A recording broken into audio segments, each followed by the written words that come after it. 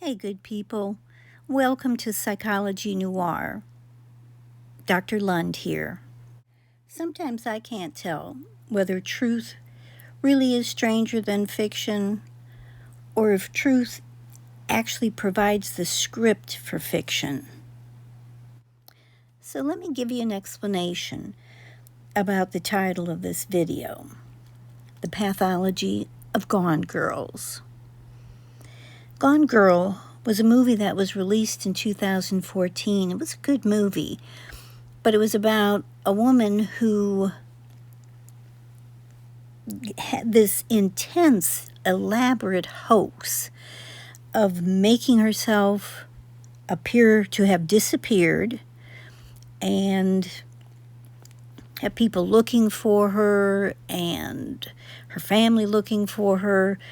It was, again, a very good movie, but it showed a lot of intense pathology of the planning and the lying and the deceit that this woman did to try to pull this thing off, only to return home after her husband had been basically accused of murdering her, and to find out more of the craziness of the deceit and the lies. So here are the two women who are the stars of their own Gone Girl movie. Sherri Papini and most recently Carlee Russell.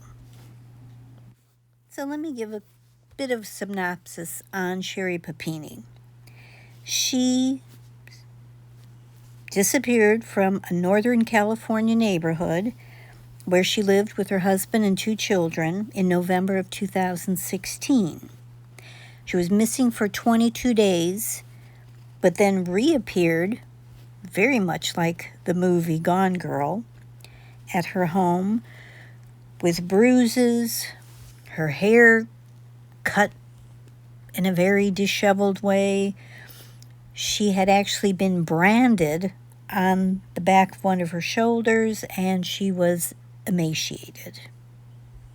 Now, Sherri's story to investigators was that she was abducted by two Hispanic women who held her captive, and she was chained up in a closet and was supposed to be sold in the sex trade industry.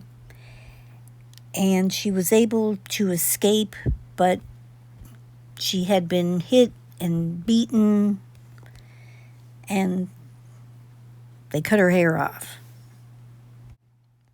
However, in reality, Papini had been having communication with an ex-fiancé for some months before this pseudo-pretend disappearance scheme was cooked up, and she had been staying during her, quote, disappearance with her ex-boyfriend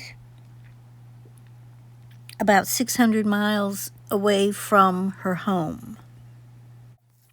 Now, basically, the ex-fiancé thought that he was rescuing Papini from what she described as an abusive relationship with her husband. However, that was not true. So, about 22 days after spending time with him, she had decided she was going to go back to her home and her two children. But before that happened, she had started to do things to herself to cause bruises.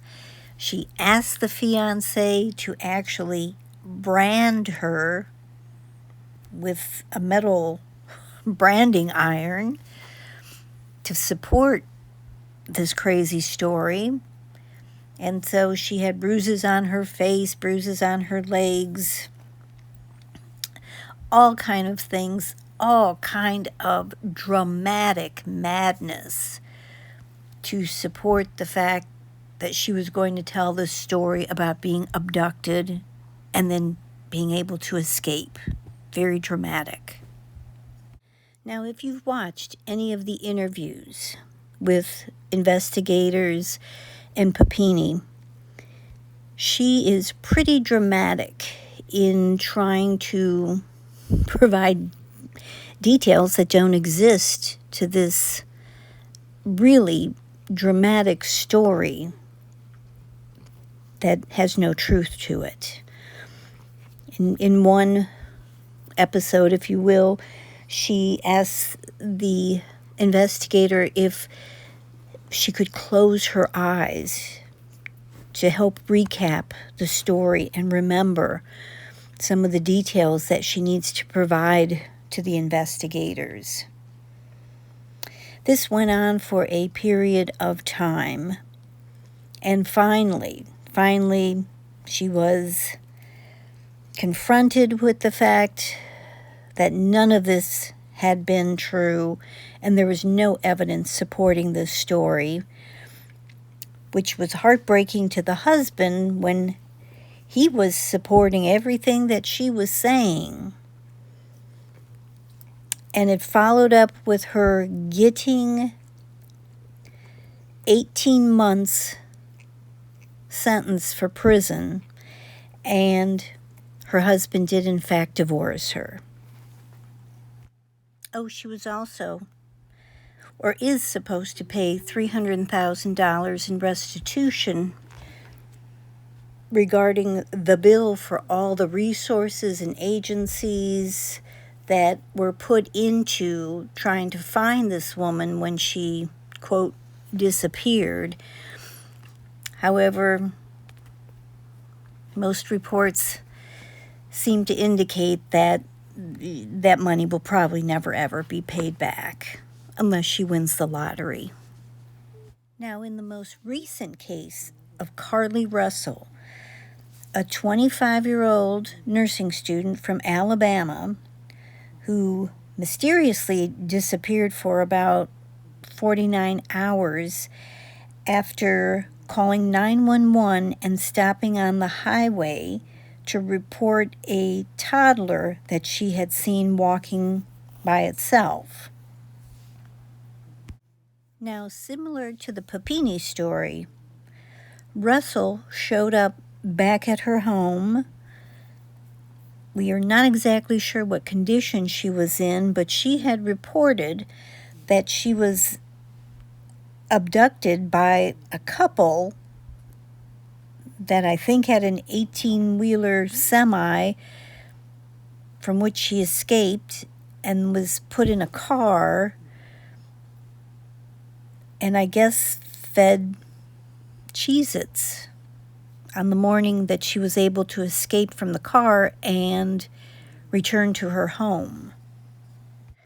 And yes, I did say Cheez-Its. Now, Russell's case has been very recent, and it got national attention very quickly from local police, FBI, Secret Service. First, trying to figure out about this unattended toddler, and then next, trying to find out where Russell was, who was the 911 caller, alerting the authorities to this unsupervised toddler. In addition, her parents have been on the news media rounds asking for information. Of course, these folks extremely distressed over this horrible disappearance. But interestingly, Carlee shows up at home, and a press conference was done indicating that there was no threat to the public when asked about, is there an abductor on the loose?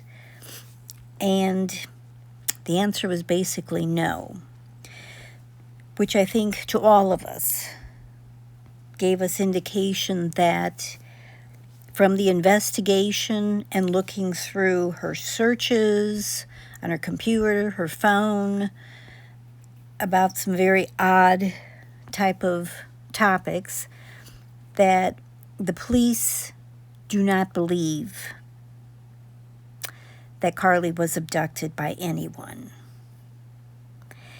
She was evaluated at the hospital when she found her way back home, and at this point in time, during the press conference, the police revealed that they are waiting for a second follow-up to do more of an intensive interview with her, but have not been given access to her as of yet. So we don't know a whole lot about Carlee's background. Again, we know much more about the Papini case because that was back in 2016. The Russell case happened just last week. So let's talk about the pathology here. Now, of course, we don't know Sherri Papini. We don't know Carlee Russell. We know some things about Papini's case. We know very little about Russell's case except what we got from the police conference. But overall, let's talk about the pathology of people who would do these kind of scams, shams, and what we may be looking at diagnostically and pathologically in their behavior and their backgrounds. Of course, the first thing we have to look at and rule out for anybody in this situation is there any kind of psychotic episode going on where the person is not in reality, they're believing, seeing, or hearing things that aren't real, and so that is a whole different issue regarding mental health and diagnostic issues. If you have somebody that's doing these things because of psychotic beliefs. If there's no hint of a psychotic disorder, paranoia, schizophrenia, drug-induced psychosis, postpartum depression, anything that would give indication to a psychotic episode, along with past psychiatric history of psychotic episodes, then the next thing I would start looking at is the motivation for the sham disappearance and how that may be connected to a possible personality disorder. Borderline personality disorder, antisocial personality disorder, histrionic personality disorder, and so on and so forth. For example, some rationales for this kind of sham would include things like some individuals may feel so overwhelmed by their current circumstances because of financial troubles, personal problems, failing relationship, failing career, that faking their disappearance allows them to leave behind their current life and responsibilities, hoping to start a new life in a different location with a new identity. They may believe that by creating this distance from their past, they can leave behind the troubles and the issues and the responsibilities and find a fresh start, which of course is easier said than done in today's world with identification, social security cards, IDs, etc., etc. Not so easy for most people to do. What makes me curious in the Russell case, the student nurse, I believe there was some information that she wasn't doing well in school.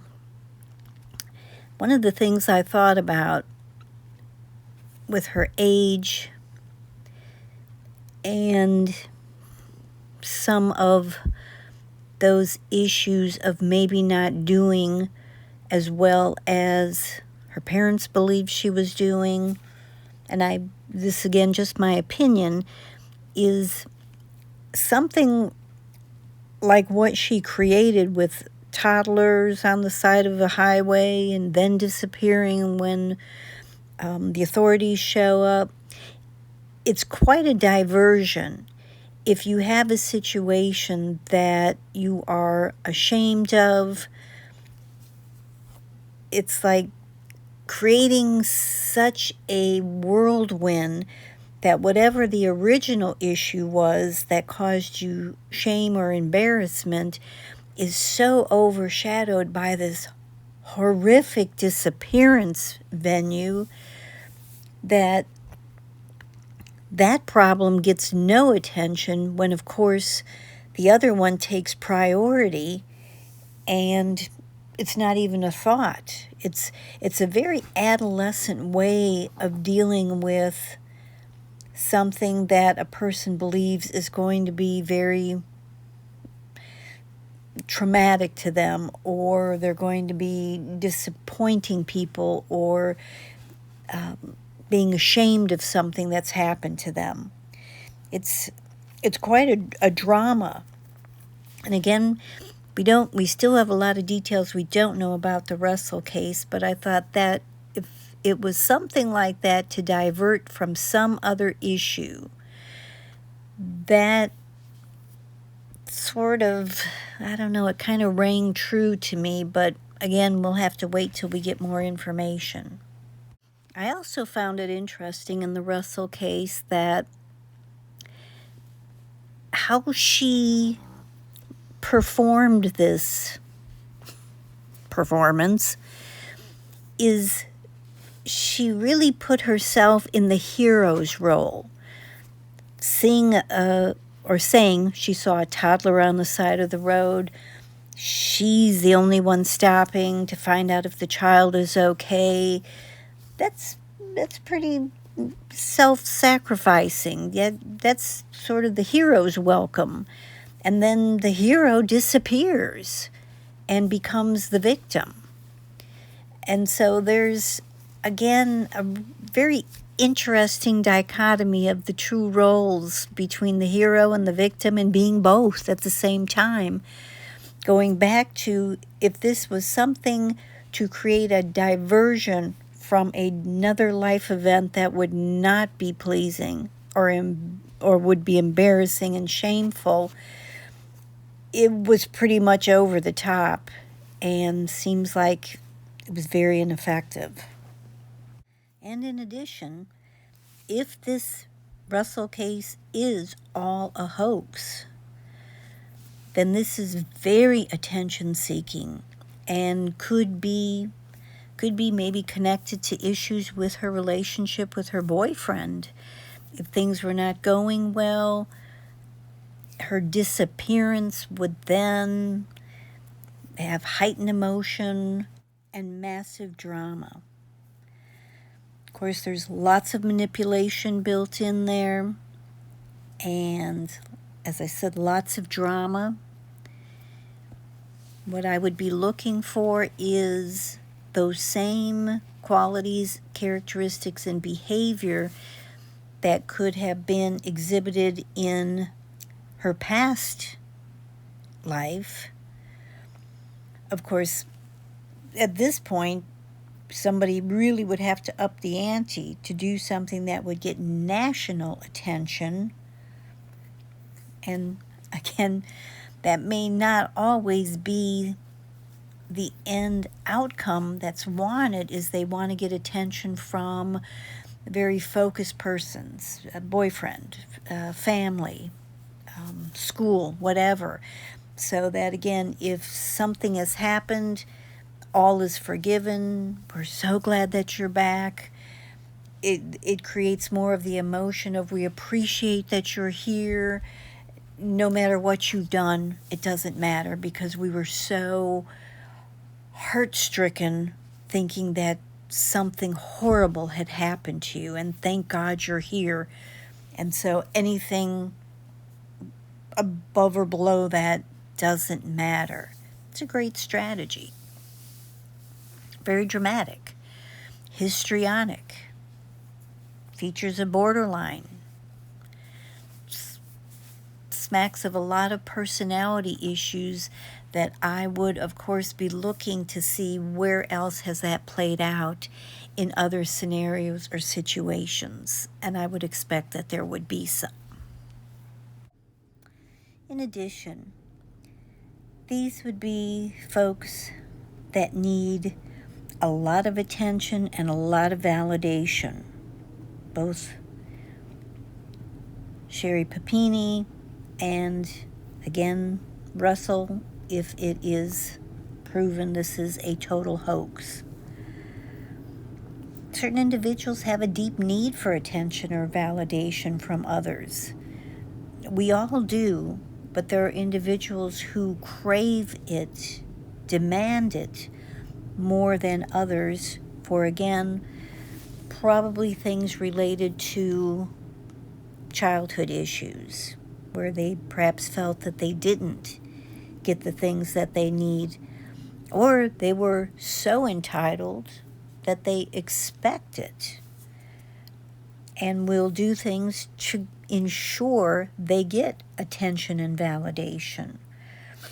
Faking a disappearance attracts significant media coverage and public attention, temporarily putting that person at the center of the narrative until the narrative changes to something so dysfunctional that it sort of reminds me of things that people with borderline personality usually get hooked into, is by creating a scenario to get more attention. What happens is they create a scenario where people don't want to be around them. They're high maintenance, difficult to manage any kind of friendship. And so they shoot themselves in the foot, and the very thing they want is what they don't get because of their behaviors.